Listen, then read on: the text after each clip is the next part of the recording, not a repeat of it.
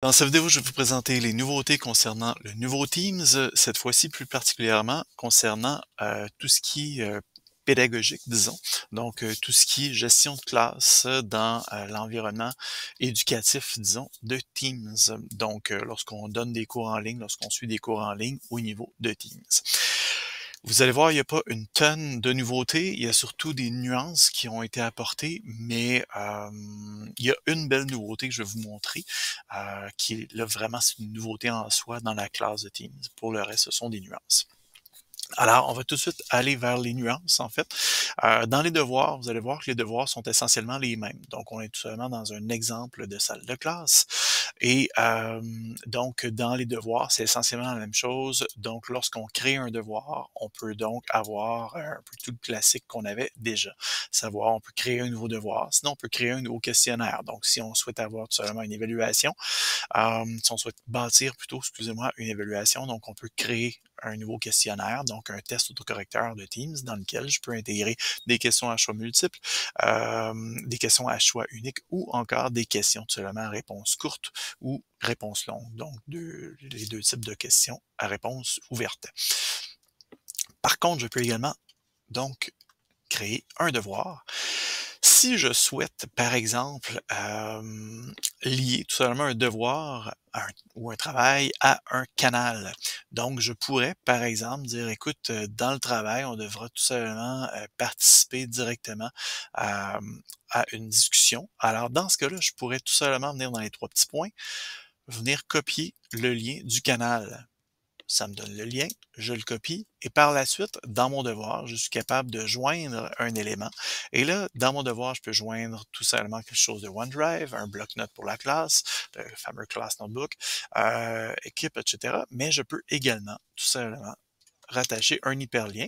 Donc, à partir de cet hyperlien-là, je peux donc le joindre et donc, je vais pouvoir écrire mes instructions pour dire, ben, vous devez participer à la discussion que voici. Donc, c'est pas tant une nouveauté qu'une nuance qu'on a apportée. Donc, ça permet tout simplement d'arriver plus rapidement au canal de discussion sans se tromper de canal. Donc, les personnes ont tout simplement le lien du canal directement dedans.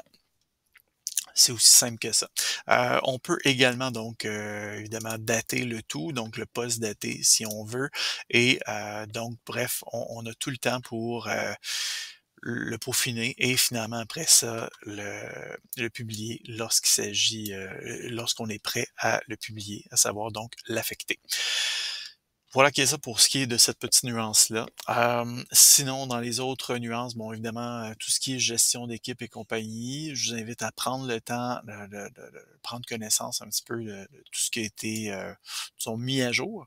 Même chose dans les canaux de discussion, donc on est capable donc d'ajouter en fait ce qu'on a déjà vu auparavant. Alors, on est capable d'aller chercher différents éléments, donc sans aucun problème, les pauses et compagnie, comme on l'a déjà vu dans les vidéos précédentes.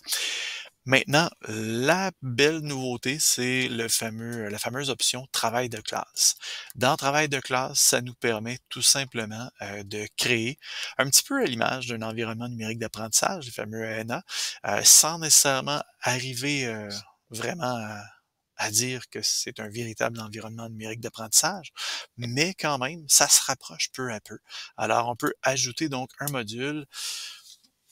Ensuite de ça, donc l'intitulé. Oups, oui, oui, c'est correct, je te remercie. Donc, blablabla, c'est mon titre. Et après ça, je suis capable donc de déplacer, pas de déplacer, de décrire, excusez-moi, euh, le travail en classe, l'activité en classe. Je peux également glisser, déposer sans aucun problème. euh, Plein de ressources, peu importe le fichier, donc des vidéos, et cetera.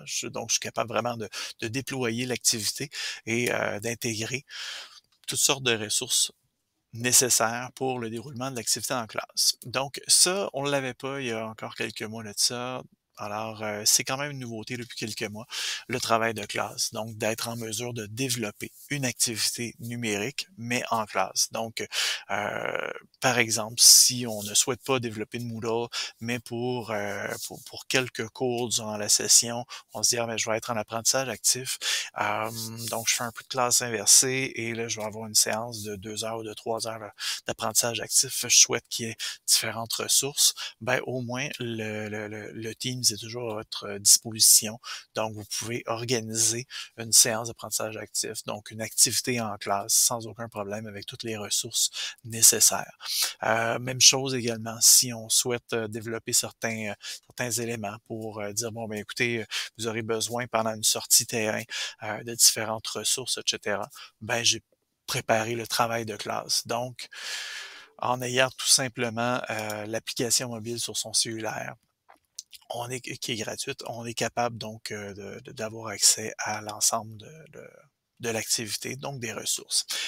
Ça, c'était la nouveauté finalement au niveau du volet éducatif dans Teams. Donc, vous avez une nouveauté à ce niveau-là, qui est le travail de classe. Si vous avez des questions, n'hésitez pas, toujours au tic.ssr@cégeپsherbrooke.qc.ca, tic.sser@cégeپsherbrooke.qc.ca. Sinon, pour les personnes plus cartésiennes, ben, je vous invite tout simplement à aller consulter la page Microsoft pour laquelle, excusez-moi, je vous ai fait un URL raccourci, donc vous pouvez aller sur monurl.ca/nouveau Teams.